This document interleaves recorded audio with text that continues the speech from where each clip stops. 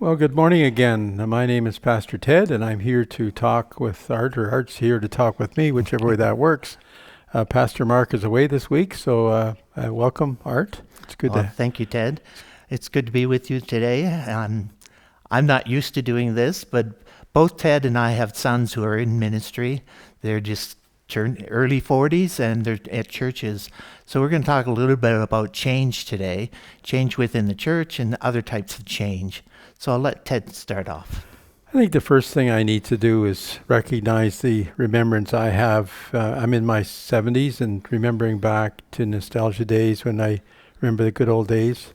And I remember my mother was struggling with changes in the church because she was remembering back when it was certain hymns and so forth. And we had quite a talk about that at one point, just what would that look like for the future. And so nostalgia is a gift. I mean, let's face it, if we can remember things from the past, a lot of our seniors can't anymore. And it's nice to know that we can think about that. And then to be able to understand a little bit about those changes so we can go through that. And change is uncertainty. And when I think of uncertainty, I think of the unsettling things that are going on around me, and I need to just stop and recognize it isn't like it was 20 or 30 years ago. And as I do that, it kind of helps me to kind of get a grip on where that could be for the future. Yeah, I've been reading on different articles as well. I actually was brought up in this church from the time I was a baby. And I've taught in Sunday school and been a deacon for at least 40 some odd years here at this church. And there's been a lot of change that has taken place over those years. And I know change is a very difficult subject for most people. There's the fear in terms of change. Nobody really wants to change. So it's always difficult in terms of change. And change within churches, I think, is even more difficult sometimes. I think so too. And that fear leads to confusion. Where do I fit in? And I think somehow I have to find that place of what that looks like for me and understand that there will be some change because it's a different generation now. And how do I allow that fear not to take control of my life, but how can I allow that to be a part of understanding the future, understanding what's going on right now, not just the future, but even the present time, because frustration can kick in there quite clearly. And I know my mom faced that when she was getting a little older, just confused about why this has to happen. I think that's a good thought too. And I know all this time that we've grown up in the church, none of us have gone through what we've gone through in the last little while, with the church actually being shut down and not being able to come to church. I mean, the church has always been there for me. I've always gone to church, and I've never had such a long period of time where I wasn't in a church.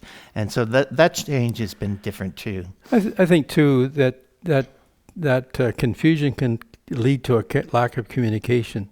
And I think I need to open up the communication lines and have a dialogue with leaders, have a dialogue with those who are now giving leadership in our church, and especially, like you say, some of the young men that are coming up they're forming those leadership capabilities.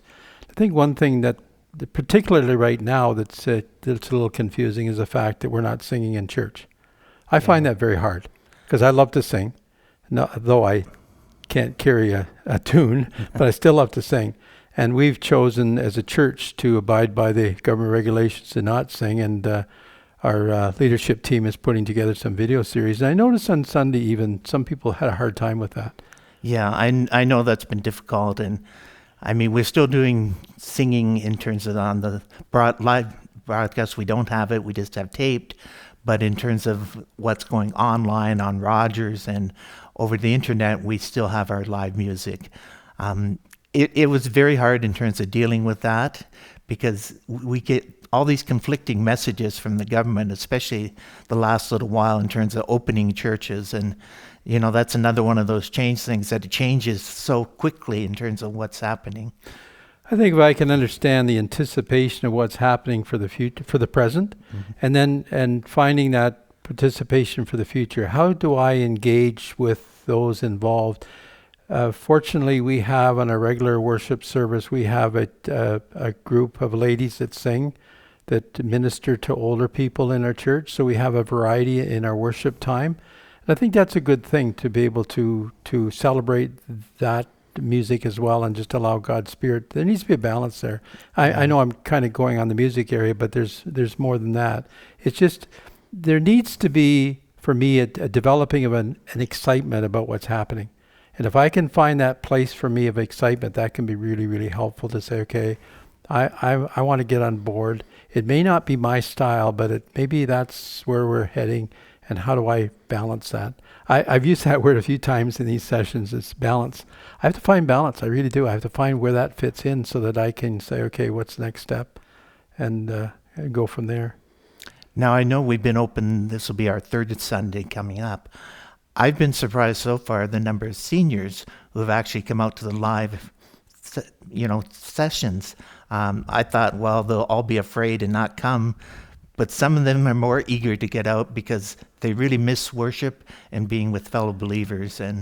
But there's other seniors who are afraid of coming out, and that's that whole thing in terms of change and the balancing there too. And I think we have to give them time to find their place. I celebrate them too. I just thank the Lord that they know that that's where their limitations are, and they just want to hold back a little bit and watch it on TV like we're doing today. But I think there's a balance there of how that fits in for us. Again, you sent me an article today that I thought was very, very helpful. And it was, let's not judge each other. Let's not say, it says in Corinthians, some eat, some drink, and we don't want to condemn those that do or don't. I mean, it talks about offering to idols.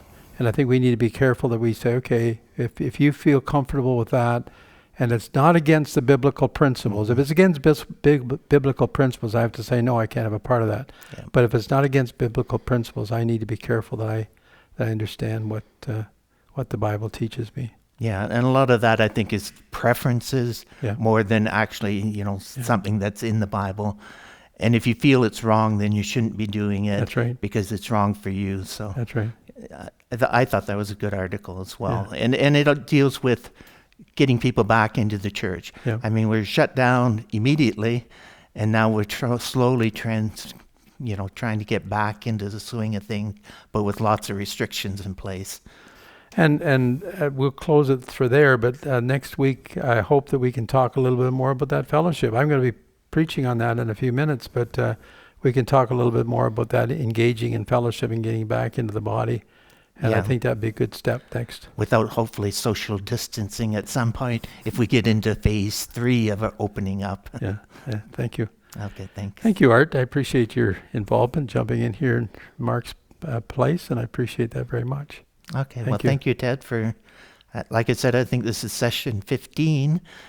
Who knows how much longer we'll go in terms of talk with Ted, but I know people enjoy it. Thank you very much. Thank you.